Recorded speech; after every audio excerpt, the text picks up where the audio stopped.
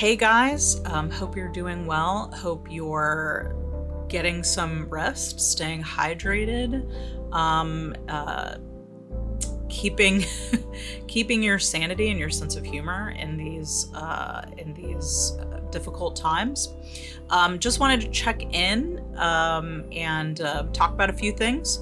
One thing is that I have been shooting YouTube videos again, so it might be a while before they come out. Kind of batch shooting things right now, and so I want to say, like, in a couple months you'll probably see some new videos coming out, including at some point I'm going to be making a video about this gal here that I just got. This is the Path BTL double Super 8 camera. I've been kind of thinking about this format for a while, and if you're saying to yourself, double Super 8, is that just Super 8? It's not. And if you're saying to yourself, is that double 8 film? Also no. Which is a mistake that I made early on when I got those two things mixed up. This is a Super 8.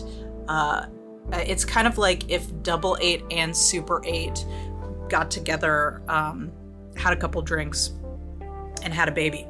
It would be something like this. This camera is really cool, and I'm excited to talk about this with you guys in the future. I just got it. I haven't even tested it yet, so more on that later. So another thing that I wanted to chat about today is the importance that I feel of humans making art. And I know there's already a lot of people kind of weighing in on this. And so I don't know that I'm going to be adding anything revelatory to the conversation. But some time ago, I changed the bio on all of the Critical Crop Top stuff to small batch artisanal stories made by humans.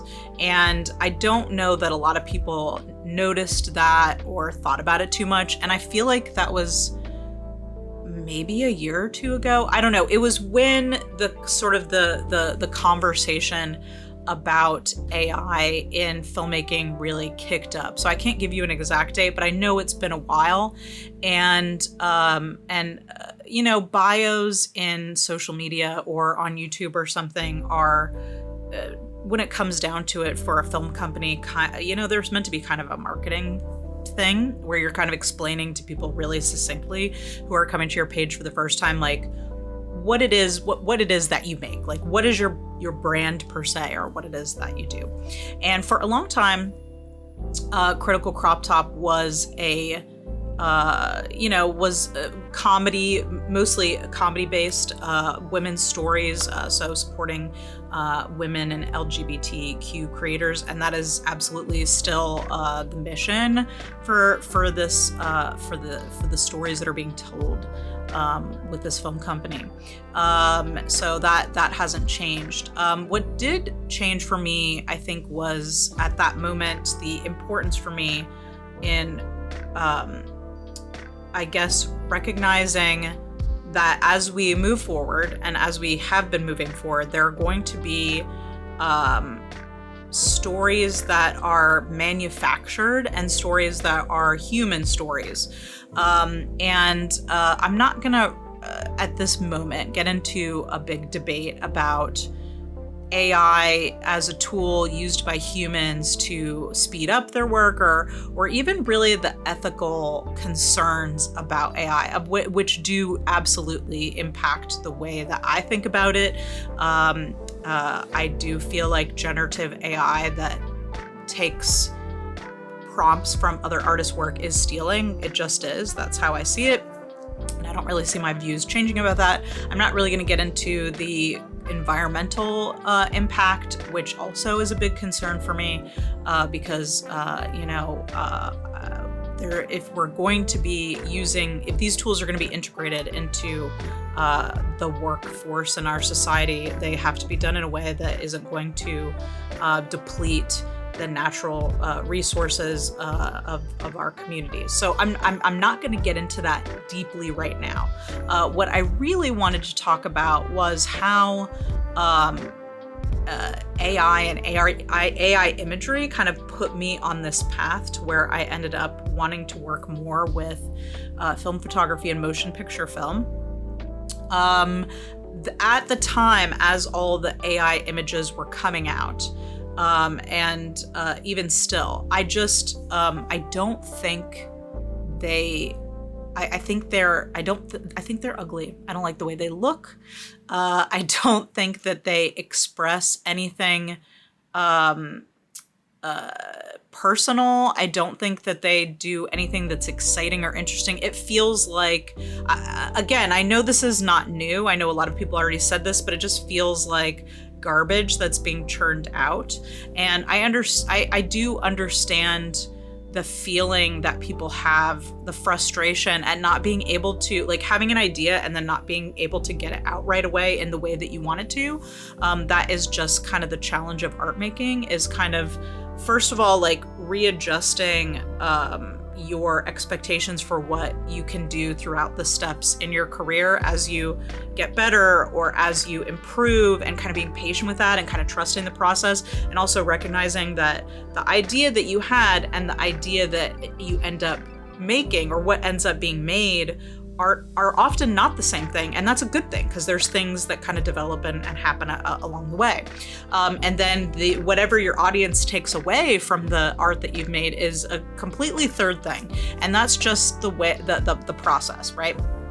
And so as these AI images were coming out and people were like, turning themselves into anime characters and stuff, I was just like, I just don't like this. I don't think it looks good. And then I started to think more about digital filmmaking in general. And it's not that I'm never going to engage with digital cinema tools. I'm using a digital camera right now to record this conversation.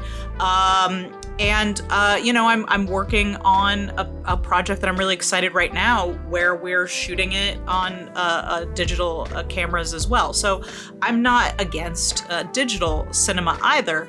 But what I started to notice was that what I was hungering for was something more imperfect, something that I could control the outcome of even less.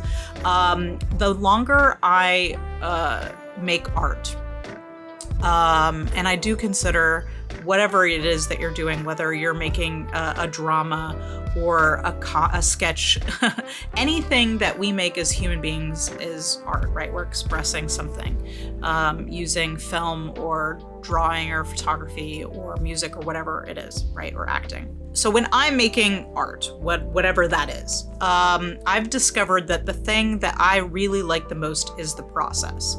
Coming up with the idea, developing the idea, seeing where it goes, involving other people in the process, and just kind of the journey that you're taking with creating the thing.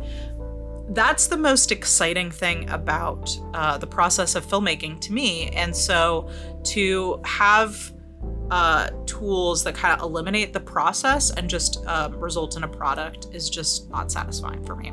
So that is why I, a long time ago, changed the bio of all of our social media to small batch artisanal stories made by humans. And in a way, it was kind of a joke. It was like, one of these days, and I don't know what the future holds. And I think we've already seen that some of these AI tools are, we promised these big sweeping changes and have turned out to be actually, not great, have done a lot, have been more trouble than they're worth, or ineffective, or just, don't actually create the amazing results that they said they would. But whatever, maybe one day they'll get there. It doesn't really matter to me.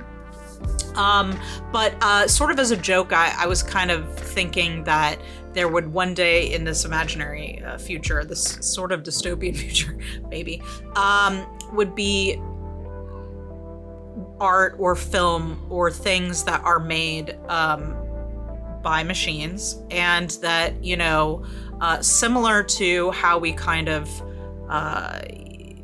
industrialized things like weaving and fabric making, and even like making cars or boats or whatever, the way we kind of industrialize that, there's that version, that kind of like fast food version of film. And then there's the more like artisanal, made by hand, like the boat that's like carved in a wood shop or what have you kind of version of film. And so I've kind of aligned myself personally with that artisanal version of making film. And the word artisanal is kind of a joke, but if you think about it, it's really, for me, choosing the handmade aspect of film over speeding up the process just to make more stuff.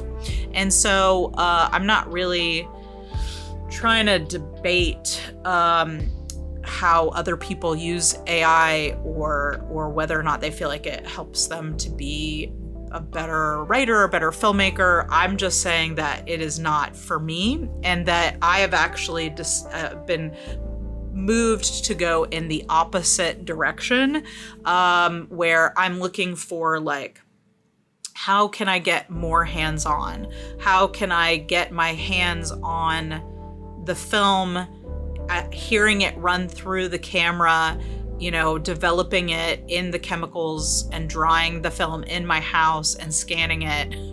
These are all the things that are becoming a big part of my process. And even down to the stop motion, like animation stuff, that I'm kind of getting into now. I did make like a stop motion paper cutout animation for the 100 Feet of Film competition, and I really had a great time with that. And like every stage of that process was very hands-on, literally, sourcing images, scanning images, printing them, cutting them out, drawing stuff on them or adjusting them, and hand making everything, and then the process of filming everything 2 frames at a time, using a 16mm camera. So I'm not saying I'm never gonna use I'm still using editing software, although I do want to get into a little bit more of like editing, stuff by hand and things like that. So I'm not eliminating digital tools entirely. I'm just, I have been sort of led in my work to focus a lot more on the handmadeness of things and my joy in the process. And I do feel like for me, it is leading to work that is more enjoyable, more authentic to me, and feels really good. So I'm happy to be able to engage in this extremely, perhaps niche, handmade work, and also can have all access to all these digital tools that we have, where I can continue to work with other people on those types of projects. So yeah, that's kind of where I stand with it, and that is where Critical Crop Top Films as a film entity stands with it, where I'm, really seeking the humanness, the human parts of the process, the humans that work on a film, and how to collaborate more harmoniously with those humans. Anyway, so I just wanted to talk about that. Maybe you have some thoughts about it that you want to share below. And wherever you are, I hope that you're doing well. It's crazy out there, guys. It's crazy. So, I've been trying to find joy and peace in my communities, in the communities around us, in our local communities, in my family and friends communities, in the arts community, and here with you guys, those folks that I've connected with through, this obsession with working with film photography and motion picture film. So take care of yourselves, take care of each other, and I'll see you soon.